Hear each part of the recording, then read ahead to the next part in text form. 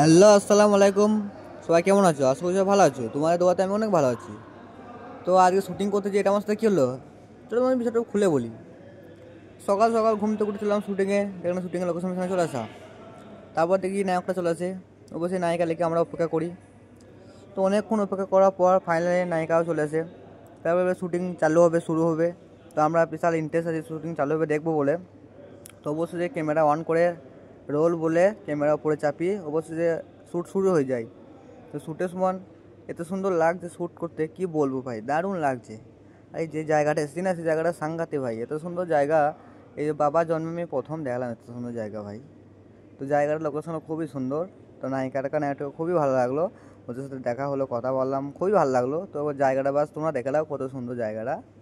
এত সুন্দর জায়গা আমি বাবার জন্মে প্রথম এসেছি, সত্যি বলছি। তোমরা যদি জায়গাটা আসতে যাও অবশ্যই কমেন্ট করে বলবে, আর জায়গাটা কেমন অবশ্যই কমেন্ট করে বলবে, ঠিক আছে?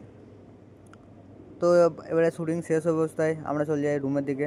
তো রুমে যেতে একটা বড় বড় দিদির সাথে আমার দেখা হয়ে গেলো। তো তার সাথে হাত মিলিয়ে অবশ্যই আমরা রুমের দিকে রওনা দিলাম। তো আজকের ভিডিওটা এতটুকুই, দেখা হচ্ছে পরের ভিডিওটা। Tata, bye bye.